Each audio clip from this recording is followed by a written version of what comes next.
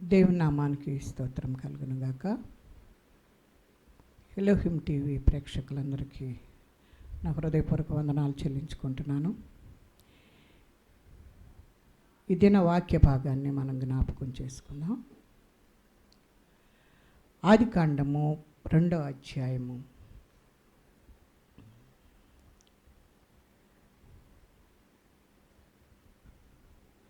17వ వచనాన్ని జ్ఞాపకం చేసుకుందాం. అయితే మంచి చెడ్డలు తెలివినిచ్చు వృక్షఫలమును తినకూడదు, నువ్వు వాటి తిని దినమున నిశ్చయముగా చచ్చేదవని నరునకు ఆజ్ఞాపించెను. చిన్న ప్రార్థన చేసుకుందాం. పరిశుద్ధుడా, ప్రేమ కలిగిన తండ్రి, నీకు వందనాలు. ఇప్పటి వరకు నీ ఉచితమైన కృపను బట్టి కాపాడి ఈ దినమును ఇచ్చారు, అందును బట్టి నీకు వందనాలు. ఈ దినము కొరకై స్తోత్రాలు. ఈ దిన వాక్య భాగం మీద అయ్యున్నది, వినబిడ్డలు మీ వారై ఉన్నారు. వివరించటకు కావలసిన జ్ఞానాత్మను మీరు దయచేయండి. లోటుపాట్లన్నిటినీ మీరు సరిచేయండి నాయన. మీ సిలువు చాటును మరుగుపరుచుకొని ఈ కార్యమును జరిగించటకు కావలసిన కృపను విడుదల చేసి నా నోటికి పూరగా ఉండి నాయన వివరించుటకు నాయన నీ కృపనిచ్చి వాడుకొనమని యేసు నామమును అడుగుచున్నాం తండ్రి, ఆమేన్. దేవుని నామానికి స్తోత్రం కలుగును గాక. ఆదికాండములో ఈ వాక్య భాగాన్ని మనం జ్ఞాపకం చేసుకుంటే ఈ పాపమును గురించి మనము మాట్లాడుకుంటూ ఉన్నాం. ఈ పాపాన్ని ఎలాగా మన జీవితంలోనికి వస్తుందో అనేది మనం జ్ఞాపకం చేసుకుంటే, దేవునికి వ్యతిరేకమైనది మనం ఏదైతే చేస్తామో, దేవుని మాటకు ఎప్పుడైతే మనము లోబడకుండా ఉంటామో అప్పుడు మనము దేవునికి శత్రువుగా ఉంటాం. అది పాపములాగా తయారవుతుంది. ఎందుకంటే ఆజ్ఞ అతిక్రమమే పాపం, పాపం వలన వచ్చు జీతం మరణమని ఆజ్ఞ అతిక్రమించటను బట్టే ఈ పాపం వచ్చింది. ఈ పాపము అనేదాన్ని దేవుని మాట వినకపోవటను బట్టి వచ్చిందని దేవుని వాక్యం మనల్ని హెచ్చరిస్తూ ఉంది. ఈ ఆదికాండములో మనం జ్ఞాపకం చేసుకుంటే దేవుడు అది తినవద్దు అని చెప్పి మరి ఆదాముకు హవ్వలకు ఆజ్ఞ ఇచ్చినట్లుగా మనం చూస్తూ ఉన్నాం. ఆజ్ఞను అతిక్రమించుటను బట్టి మరి లోకమంతటికి కూడాను పాపము సంప్రాప్తమైనట్లుగా మనం చూస్తూ ఉన్నాం. ఈ ఆజ్ఞను అతిక్రమించారని చెప్పేసి దేవుడు ఏం చేశాడంటే ధర్మశాస్త్రమునిచ్చి 10 ఆజ్ఞలను ఇచ్చినట్లుగా చూస్తూ ఉన్నాం. ఈ 10 ఆజ్ఞల నుండి కూడా తప్పిపోతున్నారని దేవుడు ఆ 10 ఆజ్ఞలను 2 ఆజ్ఞలుగా చేసి ఏమన్నాడంటే మరి దేవునిని ప్రేమించమన్నాడు. మరి రెండవదిగా నిన్ను వలె నీ పొరుగు వారిని ప్రేమించమని 2 ఆజ్ఞలుగా చేశాడు. 10 ఆజ్ఞలను కూడా మనము మరి వాటి ద్వారా అనుసరించలేకపోతున్నామని మరి 2 ఆజ్ఞలుగా చేసి మరి నిన్ను వలె నీ పొరుగు వారిని ప్రేమించు, నువ్వు దేవునిని ప్రేమించు. దేవునిని ప్రేమించినప్పుడు మరి ఇతరులను కూడా మనము ప్రేమిస్తాం. దేవుడు ఆ రీతిగా నిన్ను నన్ను కూడా ప్రేమించాడు కాబట్టి మరి మనల్ని ఈ రీతిగా జీవించటానికి దేవుడు అవకాశం ఇస్తూ ఉన్నాడు. మరి మనకైతే 2 కానీ మరి 2 ఆజ్ఞలుగా చేశాడు. మరి ఇశ్రాయేలీలకైతే మరి 613 ఆజ్ఞలు ఉన్నట్లుగా మనం చూస్తూ ఉన్నాం. మరి వారు ఆ రీతిగా వాటిలో జీవిస్తూ ఉన్నట్లుగా చూస్తూ ఉన్నాం. కనుక మనము ఈ ఆజ్ఞలను 2టిని మనము మరి దేవుని యొద్ద జరిగించాలని ఆయన కోరుకుంటున్నాడు. దేవునిని ప్రేమించుట, నిన్ను వలె నీ పొరుగువారిని ప్రేమించుట. దేవుడు మనిషికి మరి ఒక జీవితాన్ని ఇవ్వటానికి ఆయన ఇష్టపడుతూ ఉన్నాడు. కనుక మన లెవెల్ ఏంటంటే దేవుని లెవెల్కు సరిపోయినది కాదు. ఎందుకంటే పాపము చేయకముందు దేవునితో సమానముగా దేవునితో పాటు తిరుగుతూ ఉన్నారు, కానీ మరి దేవుని యొక్క పోలికను వారు పోగొట్టుకున్నట్లుగా మనం చూస్తూ ఉన్నాం. ఆ మహిమను పాపం చేయటను బట్టి దాన్ని పోగొట్టుకున్నట్లుగా మనము చూస్తూ ఉన్నాం. కనుక అక్కడ చూపిస్తున్న ఆ ప్రేమను మనము జ్ఞాపకం చేసుకోకుండా మన ఇష్టానికి దేవుడిచ్చిన స్వతంత్రాన్ని మరి తిరస్కరించేవారుగా ఉన్నట్లుగా మనం చూస్తూ ఉన్నాం. తోటంతటిని కూడాను ఆదాముకి ఇచ్చి దీన్నంతటి నేను ఏలు అని చెప్పాడు. కానీ దేవుడిచ్చిన ఆ స్వతంత్రాన్ని వాళ్ళ ఇష్టానికి ఉపయోగించుకుని దేవుడు చెప్పిన దాన్ని వదిలిపెట్టి వారికి ఇష్టమైన రీతిలో జీవించటానికి వాళ్ళు ఇష్టపడ్డారు కనుక పాపము అనేది ఈ లోకంలోనికి సంప్రాప్తమైనట్లుగా మనము చూస్తూ ఉన్నాం. కనుక ఆ పాపము నుండి విడుదల దయచేయటానికే ప్రభు అయిన యేసుక్రీస్తు వారు ఈ లోకానికి వచ్చినట్లుగా చూస్తూ ఉన్నాం. ఎడ్ల యొక్కయు కోడల యొక్క రక్తము నిన్ను నన్ను శుద్ధి చేయట్లేదు, కానీ అది నిన్ను కప్పిపెడుతూ ఉంది. అది కప్పిపెట్టినప్పుడు కొంచెం సేపు కనకుండా పోతుంది, కానీ మరలా ఆ పాపములోనికి నువ్వు వెళుతున్నావు కనుక ఆ పాపములో నుండి శాపములో నుండి నిన్ను విడిపించటానికి ప్రభు అయిన యేసుక్రీస్తు వారు ఒకేసారి ఆ గొర్రె పిల్లలను అనేక సార్లుగా వధించట కంటే మరి ప్రభు అయిన యేసుక్రీస్తు వారే గొర్రె పిల్లగా ఈ లోకమునకు వచ్చి నీ కొరకు నా కొరకు ప్రాణం అర్పించాడు. నీ పాపములు క్షమించటానికి ఎవరైతే నేను పాపిని అని ఒప్పుకొని దేవుని సన్నిధికి వస్తారో వారిని క్షమించి తన రక్తముతో శుభ్రముగా తుడిచి ఏ మడత ఏ మచ్చ ఏ డాగు కూడా లేకుండా చేసి నేను శుద్ధినిగా చేయటానికి ఆయన ఇష్టపడుతున్నాడు. ఎప్పుడంటే నువ్వు ఆయనకు లోబడినప్పుడు మాత్రమే. నీ కొరకు ఆయన నా కొరకు ప్రాణం పెట్టాడన్న విషయాన్ని నువ్వు ఎప్పుడైతే గమనిస్తావో అప్పుడు నీ పాపాలను నువ్వు మరి సరిచేసుకోవటానికి ఇష్టపడతావు, దేవుని యొద్దకు రావటానికి ఇష్టపడతావు. నువ్వు ఆ స్థితిలోనికి గనక నువ్వు రాకపోతే దేవుని సన్నిధిలోనికి వచ్చి కూర్చునే మరి హక్కును కూడా నువ్వు కోల్పోతావు. ఎందుకంటే సాతాను యొక్క కబంధ హస్తాల్లో నువ్వు ఉంటావు కనుక నువ్వు దేవునికి దూరమై జీవించటానికి అవకాశం ఉంటుంది. మరి సాతాను మాట విన్నాడు కానీ దేవుని మాటను నమ్మలేకపోయాడు. మరి హవ్వ ఆ రీతిగా చేసింది కనుక మరి వారిద్దరు కూడా నా పండును తిని ఈ లోకంలోనికి పాపం తీసుకొని వచ్చినట్లుగా మనం చూస్తూ ఉన్నాం. కనుక దేవుడు నీ కొరకు ప్రాణం పెట్టాడు అన్నది నిజం, నీ కొరకు రక్తం కార్చాడు అన్నది నిజం. ఆయన 3 దినములు సమాధిలో ఉన్నారు అన్నది నిజం. మరి 3 దినముల సమాధిలో ఉండి మరలా పునరుద్ధానుడై లేచి మరి ఆరోహణమై వెళ్ళిపోవటం అనేది కూడా ఎంతో నిజం. కనుక దానిని మనము జ్ఞాపకం చేసుకోవాలి. మరి అలాగ చేసింది ఎవరు అనంటే ప్రభు అయిన యేసుక్రీస్తు వారు. నువ్వు దానిని కనుక నమ్మినట్లయితే ఆయన చేసిన పని ఏంటో, ఆయన నీ కొరకు ఏం చేశాడు, ఎంత త్యాగం చేశాడు, తన ప్రాణాన్ని సైతం లెక్క చేయకుండా నీ కొరకు ప్రాణం పెట్టాడని మరి విషయాన్ని కనుక నువ్వు అంగీకరించినట్లయితే మరి ఆయన నిన్ను శుద్ధిని చేయటానికి ఇష్టపడుతున్నాడు. అలా శుద్ధి చేసే వ్యక్తే ప్రభు అయిన యేసుక్రీస్తు వారుగా మనకు కనబడుతూ ఉన్నాడు. కనుక మనము పాపము మరి మనల్ని పాపం చేస్తున్నామని కనుక శత్రువుకి మరి దగ్గరగా ఉన్నట్లుగా మనం చూస్తూ ఉన్నాం. మరి దేవునికి మనము ఎలా శత్రువులం అయ్యాము అని అంటే పాపం చేయటను బట్టి దేవుని యొక్క మహిమ మరి సాతాను దొంగిలించాడు కనుక ఆ మహిమను పోగొట్టుకోవటాన్ని బట్టి దేవునికి మనము శత్రువులం అయిపోయాం. ఎందుకంటే శత్రువైన సాతానికి మరి మనలను మనము అప్పగించుకున్నాము కనుక ఆ శత్రువైన సాతాను చేతిలో మనం ఉన్నంత కాలము కూడాను దేవునికి మనము శత్రువులుగానే ఉంటాం. కనుక మనిషికి ఎలా శత్రువు అంటే మనిషి మరి ఆ సాతాను మనల్ని ఎలాగా శత్రువుగా చేసుకుంటున్నాడు అని అంటే మన యొక్క క్షేమాన్ని దొంగిలిస్తున్నాడు. మరి మనకు కూడా మరి దేవునికి శత్రువుగా ఉంటున్నాం మనం. అప్పుడు మనము దేవునితో సహవాసం లేకుండా ఉంటున్నాం కనుక దేవునికి శత్రువులం అయిపోతున్నట్లుగా మనం చూస్తూ ఉన్నాం. కనుక మనము శత్రువులుగా ఉండకుండా దేవుని యొక్క సిలువలో ఆయన చేసిన కార్యాన్ని మనము జ్ఞాపకం చేసుకుంటే మనము ఆ పరమ యెరూషలేములోనికి వెళ్ళటానికి దేవుడు సహాయం చేయటానికి ఆయన ఇష్టపడుతున్నాడు. కనుక పాపము లేని ప్రజలుగా ఉండాలని ఆయన కోరుకుంటున్నాడు. పాపాలకు బానిసలుగా ఉంటే ఆయన యొద్దకు రావటానికి స్థానము లేదు కనుక పాపము లేని వారిగా చేయాలి అని ఆయన చూస్తూ ఉన్నాడు.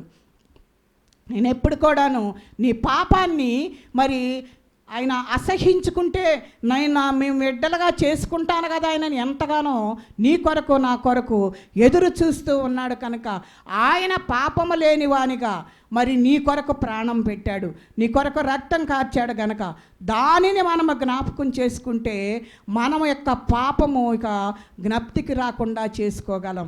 ఎందుకంటే ప్రభు అయిన యేసుక్రీస్తు వారి రక్తము ద్వారా మాత్రమే నువ్వు శుద్ధి చేయబడగలవు.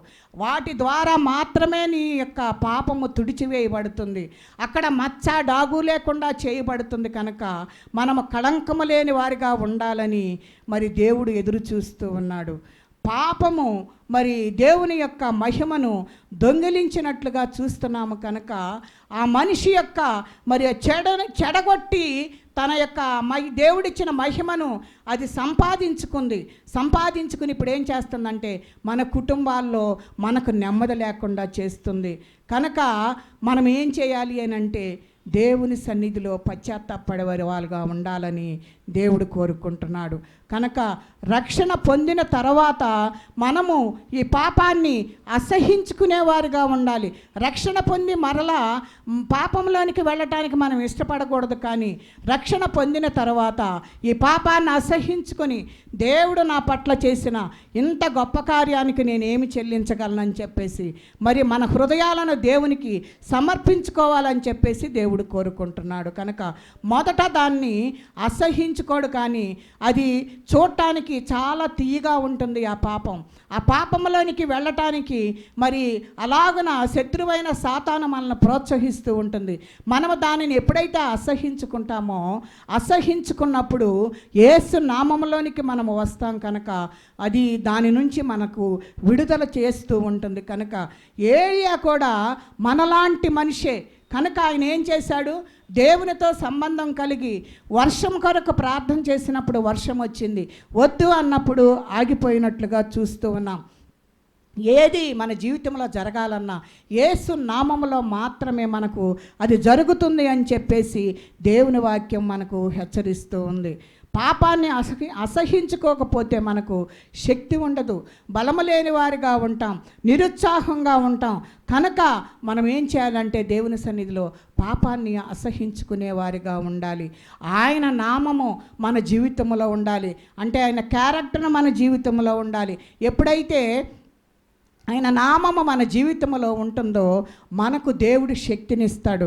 ఆ శక్తితోటి మనం ఏం చేస్తామనంటే ఆయన కార్యములు చేయటానికి ఇష్టపడుతూ ఉంటాం. కనుక దేవుడు కూడాను పశ్చాత్తాపడ్డట్టుగా చూస్తూ ఉన్నాం. మనము కూడా దేవుని సన్నిధిలో పశ్చాత్తాపడాలని ఆయన ఎంతగానో కోరుకుంటున్నాడు. దేవుడు కూడా పశ్చాత్తాపడుతున్నాడు. ఎందుకు అనంటే మరి ఆదికాండము 6:6 అంటున్నాడు కదా, ఈ మనుషులను చేసినందుకు దేవుడు ఎంతో సంతాపపడినట్లుగా చూస్తూ ఉన్నాం. ఎందుకు ఆ రీతిగా సంతాపపడుతున్నాడు అని అంటే ఆయనకు ఇష్టమైన కార్యములు ఏవి కూడాను మనలో జరగటం లేదని ఆయన సంతాపపడుతున్నాడు. దేవుణ్ణి ప్రేమించటలేదు అని ఆయన సంతాపపడుతూ ఉన్నాడు. ఎందుకంటే ప్రేమించాలి నన్ను అని గట్టిగా ఆయన బలవంతం చేసే వ్యక్తి కాదు, కానీ మరి ఆయనను ఇష్టపూర్వకముగా ప్రేమించాలి అని చెప్పేసి ఆయన దగ్గరకు రావాలని ఆయన కోరుకుంటున్నాడు. అంటే వాళ్ళు మరి ఎంత దేవునిని మరి దుఃఖపరుస్తున్నారో మనం జ్ఞాపకం చేసుకుంటే దానిని బట్టే మరి ఆదికాండము 6:6 మరి ఆయన జ్ఞాపకం చేస్తున్నాడు. మరి మనిషిని చేసినందుకు సంతాపపడ్డాడు అని చెప్పేసి మరి ఆదికాండము 1:26 మనం జ్ఞాపకం చేసుకుంటే తన స్వరూపమందు తన పోలికన చొప్పున చేసుకున్నాడంట. అలా చేసుకున్న వాళ్ళు ఈ రీతిగా వెళ్ళిపోయారని ఆయన ఎంతో సంతాపపడిపోతున్నట్టున్నాడు, బాధపడుతున్నాడు. కనుక మనం జ్ఞాపకం చేసుకోవాల్సింది ఏంటి అని అంటే మనలో ఉన్న ఆ దేవుని మహిమతోటి నీకు ఇచ్చాడు కదా, ఆ మహిమను నువ్వు పోగొట్టుకున్నావు కనుక మరలా ఆ మహిమలోనికి రావాలని ఆయన ఎంతగానో ఎదురు చూస్తున్నాడు. ఆయన పోలికలోనికి రావాలని ఎదురు చూస్తున్నాడు. ఆయన యొక్క మరి గుణగణాలను మనము కలిగి జీవించాలని ఆయన ఎదురు చూస్తూ ఉన్నాడు. కనుక ఆయనకు సమరూపమైన పరిస్థితుల్లోనికి మనము రావాలని ఎదురు చూస్తున్నాడు. ఎందుకంటే సాతాను దేవుడిచ్చిన ప్రతి గుణగణాలను ఆయన మహిమంతటిని కూడాను అది దొంగిలించాడు. కనుక మనమే దాన్ని ఆ మహిమనంతటిని దాని చేతికి అప్పగించాము. కనుక ఇప్పుడు మరలా మనము ఏం చేయాలి అంటే మనమే దేవుని సన్నిధిలో పశ్చాత్తాపడి దేవుని యొక్క మహిమను మరలా పొందుకోవటానికి మనము సిద్ధపడాలని చెప్పేసి ఆయన కోరుకుంటున్నాడు. అది ఏంటి అని అంటే, నువ్వు పశ్చాత్తాపడితే చాలు, నేను పాపిని అని గ్రహిస్తే చాలు, ఆయన నిన్ను మరలా తన స్వరూపంలోనికి మార్చుకోవటానికి, తన పని పోలికలోనికి తెచ్చుకోవటానికి, ఆ పనులన్నీ ఆయన నెరవేర్చడానికి ఆయన ఇష్టపడుతూ ఉన్నాడు. కనుక పోలిక అంటేనే మన క్యారెక్టర్, మన జీవితం ఎలా ఉందో, మరి మనం జీవితాన్ని దేవునికి ఇష్టకరమైన రీతిలో మనము జీవిస్తున్నామా లేదా అనేది మనము జ్ఞాపకం చేసుకోవాలి. అందుకని మన పోలికన చొప్పున మరి నరులను సృజించుకుందామని మాట్లాడుకుంటున్నారు ఆదికాండంలో. కనుక ఆయన పోలికలోనికి మరలా మనము రావాలి అంటే మన దోషములు ఏవి కూడాను మరి మనము హృదయంలో ఉంచుకోకూడదు. ఆయన సన్నిధిలో మరి పశ్చాత్తాపడి ఒప్పుకోవాలి. అప్పుడు ఎప్పుడైతే నువ్వు పశ్చాత్తాపడతావో, పాపినని నువ్వు గ్రహిస్తావో, ఆయన రక్తంతో నేను శుభ్రంగా కడిగి నిన్నేం చేస్తాడంటే తన రూపంలోనికి మార్చుకోవటానికి ఆయన ఇష్టపడతాడు. ఆయన ఎలాగ జీవించాడో అలాగ జీవించటానికి మరి నిన్ను మరి తయారు చేయటానికి ఆయన ఇష్టపడుతున్నాడు. కనుక ఆయన పోలికలోనికి మనము రావాలి అంటే ఆయన యొద్దకు మనము రావాలి, ఆయన నామములో మనము పెరగాలి. కనుక నన్ను ఆయన పోలికగా సృజించాడు కనుక నేను ఆ పోలికను పోగొట్టుకున్నాను కనుక, ఆ రూపము నాలో లేదు కనుక సాతాను రూపాన్ని నేను తెచ్చుకున్నాను, దానిని నువ్వు విడిచిపెట్టేదానిగా ఉండాలని చెప్పేసి దేవుడు నన్ను కోరుకుంటున్నాడు. కనుక ఎక్కడైనా కూడాను మరి ఆ పోలిక లేకుండా మనము జీవిస్తే దేవునికి దూరముగా జీవిస్తాం. కనుక ఆ పోలికలోనికి నువ్వు వచ్చినట్లయితే దేవుని యొక్క పోలిక నీలోనికి రావటానికి దేవుడు సహాయం చేయటానికి ఇష్టపడుతున్నాడు.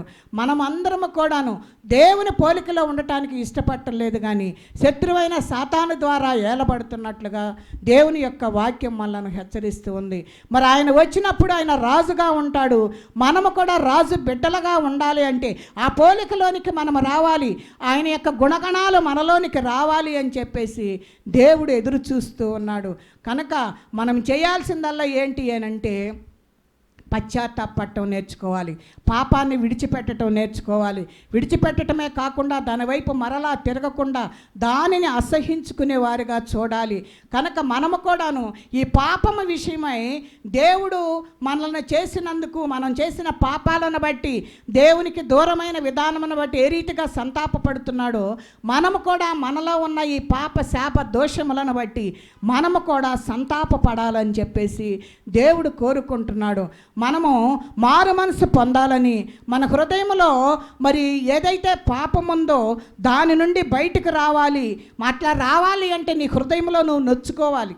నేను ఎందుకు ఇలాగుండాను, నేను ఈ స్థితిలో నుంచి బయటికి రావాలి, నేను ఇట్లా ఉన్నందుకు నేను ఎంతో వేదన పడుతున్నాను అని చెప్పేసి నీ హృదయంలో నువ్వు అనుకున్నట్లయితే దేవుడు ఏం చేస్తాడంటే నీకు మారు మనసునిచ్చి తన రూపంలోనికి మార్చుకోవటానికి ఆయన ఇష్టపడుతూ ఉన్నాడు. కనుక ఆయన నొప్పించకూడదు అని చెప్పేసి దేవుడు నీ కొరకు ఎదురు చూస్తూ ఉన్నాడు. నిన్ను బలవంత పెట్టట్లేదు, ఆయనకై ఆయన బాధపడుతున్నాడు, కానీ నువ్వు వచ్చే వరకు కూడా ఆయన ఎదురు చూస్తూ ఉన్నాడు. మనము కూడాను దేవునికి అసహ్యకరమైనది ఏదో అది చేయకుండా మానుకుంటే దేవునిని మనము నొప్పించకుండా ఉండగలుగుతాం. మనము దేవునికి అయిష్టమైనవి చేయకుండా ఉండాలని ఆయన కోరుకుంటున్నాడు. దేవునికి ఇష్టమైనవి ఏవైతే చేస్తామో దేవుడు నిన్ను స్వీకరించడానికి ఆయన ఇష్టపడుతూ ఉన్నాడు. కనుక దేవుడే మనకు రాజుగా ఉన్నాడు. ఆయన రాజు కనుక మనము ఆయన బిడ్డలము, మనము కూడా రాజులుగా ఉండే హక్కును దేవుడు మనకు ఇస్తూ ఉన్నాడు. అట్టి కృపను మనము పొందుకోవాలి అంటే ఆజ్ఞలను అనుసరించే వారిగా ఉండాలి, ఆయన పోలికలోనికి వచ్చిన వారిగా ఉండాలి, ఆయనతో కలిసి జీవించే వారిగా ఉండాలి, ఆ సహవాసాన్ని కోల్పోకుండా ఉండాలి. మరి ఏదైనా వనములో ఆదాము హవ్వలు ఆయన సహవాసాన్ని పోగొట్టుకున్నారు, ఆయన మహిమను పోగొట్టుకున్నారు.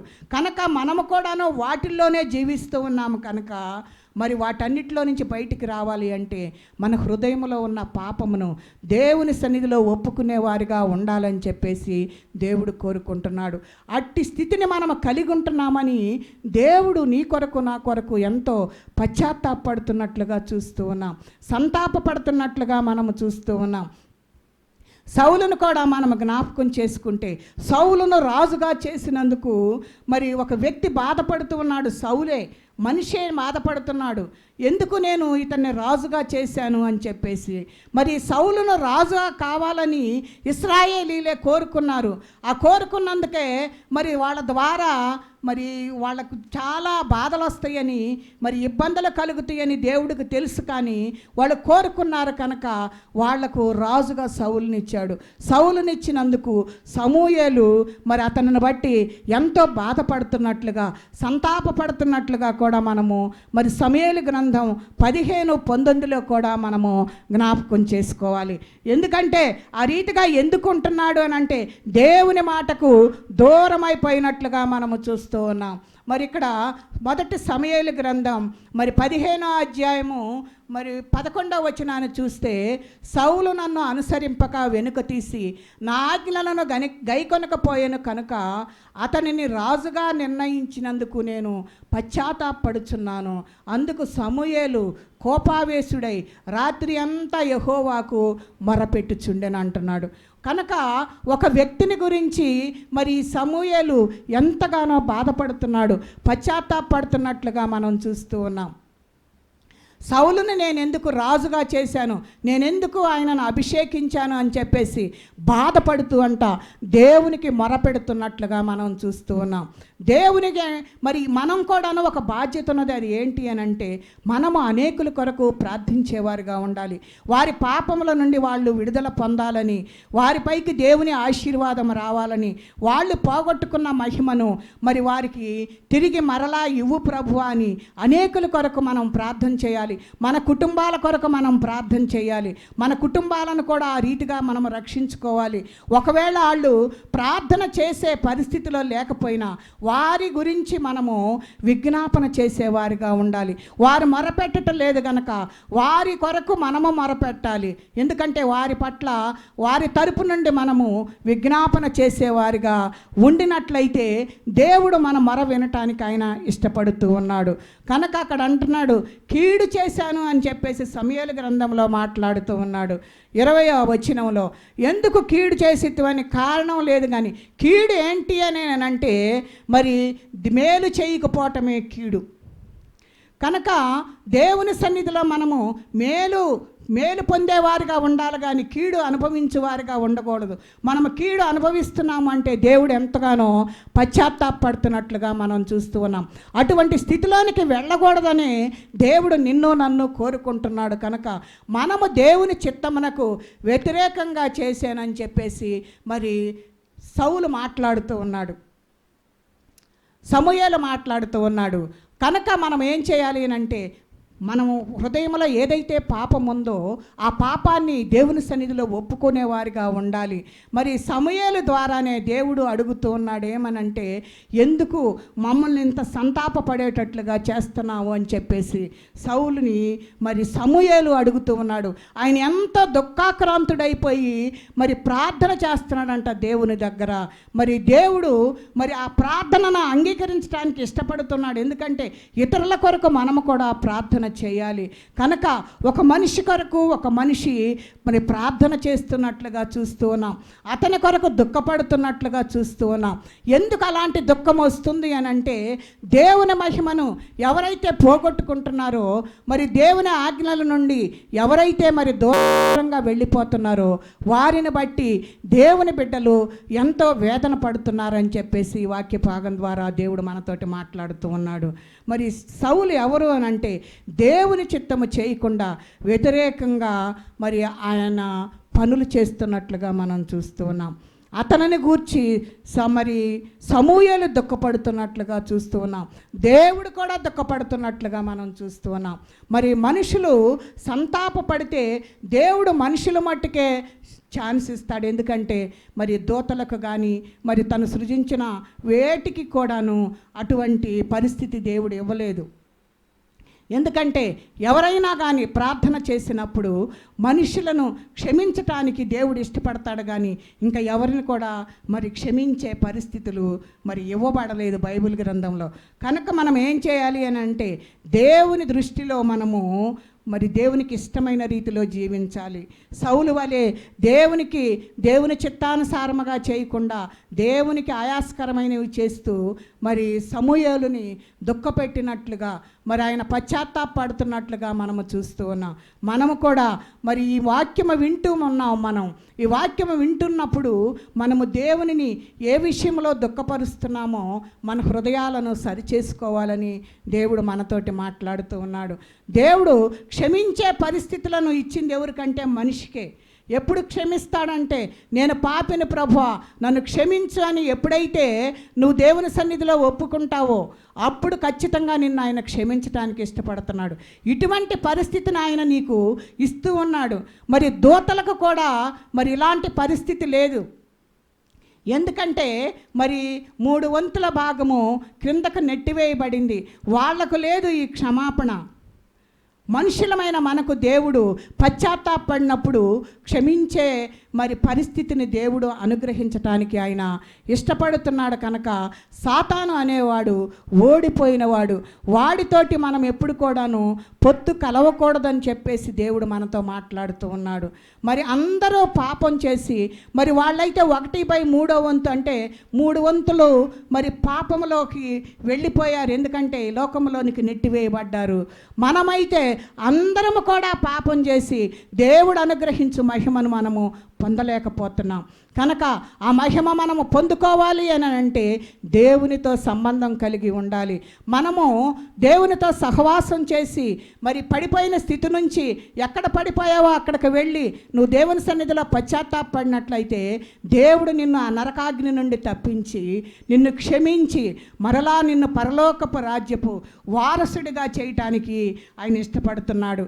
నువ్వు ఎంత పాపివైనా సరే, ఇంతకుముందు నువ్వు చేసినవి నేను జ్ఞాపకం చేసుకోను, నువ్వు నా యొద్దకు వచ్చి ఒప్పుకుంటే చాలు, వాటిని నేను ఎన్నటికీ కూడా నేను జ్ఞాపకం చేసుకోను, ఇక నుండి పాపం చేయకుమని మరి పాపాత్మరాలైన స్త్రీతో మాట్లాడినట్టుగా నిన్ను నన్ను కూడా నువ్వు ఎప్పుడైతే దేవుని సన్నిధిలో పశ్చాత్తాపడతావో అప్పుడు నిన్ను మరలా నువ్వు పాపం చేయకుండా ఉంటే నిన్ను పరలోక రాజ్యానికి నేను వారసులుగా చేస్తాను అని చెప్పేసి దేవుడు మనతోటి మాట్లాడుతూ ఉన్నాడు. ఎందుకు ఆ రీతిగా మాట్లాడుతున్నాడంటే ఆయన నీ కొరకు ప్రాణం పెట్టాడు కనుక ఆ హక్కు మరి దేవుడు నీకు ఇస్తూ ఉన్నాడు. ఎందుకంటే తప్పిపోయినప్పుడు మరలా ఆయన యొద్దకు రావాలని కోరుకుంటున్నాడు. మరి నీ జీవితము ఎక్కడ తప్పిపోయిందో, నువ్వు దేనిలో తప్పిపోతున్నావో ఆ విషయాన్ని నువ్వు గ్రహించి దేవుని సన్నిధిలో గనక నువ్వు ఒప్పుకున్నట్లయితే దేవుడు నిన్ను ఆ పరలోకానికి మరి వారసుడిగా చేయటానికి ఆయన ఇష్టపడుతున్నాడు. కనుక నువ్వు దేవుని సన్నిధిలో పశ్చాత్తాపడి ఆ పోగొట్టుకున్న మహిమను, ఆ పోగొట్టుకున్న ప్రతి దానిని కూడా మరలా తిరిగి నువ్వు పొందుకోవాలంటే నువ్వు దేవుని యొద్దకు రావాలి, పశ్చాత్తాపడాలి, ఆయన రక్తంతో కడగబడాలి. ఆ రీతిగా కనుక నీ ఉండినట్లయితే దేవుడు నిన్ను క్షమించి మరి దోతలకు లేని పరిచర్య మనకి ఇచ్చాడు కనుక మరి వారిని క్షమించేది లేదు, కానీ నిన్ను క్షమించటానికి ఆయన ఇష్టపడుతున్నాడు. నిన్ను తన స్వహస్తాలతో చేసుకున్నాడు కనుక నువ్వు ఆయన వద్దకు వస్తే నిన్ను క్షమించి నిన్ను పరలోక రాజ్యం చేర్చడానికి దేవుడు సహాయం చేయడానికి ఇష్టపడుతున్నాడు కనుక అట్టి కృప మనందరము కలిగి ఉందాం. అట్టి కృప పరిశుద్ధాత్మ దేవుడు మనందరికీ తోడై ఉండి సహాయం చేయనుగాక. దేవుడి కొద్ది మాటలు మన వెనుకిడిలో దీవించి ఆశీర్వదించునుగాక. ఆమేన్. చిన్న ప్రార్థన చేసుకుందాం. పరిశుద్ధుడా, ప్రేమ కలిగిన తండ్రి, నీకు వందనాలు.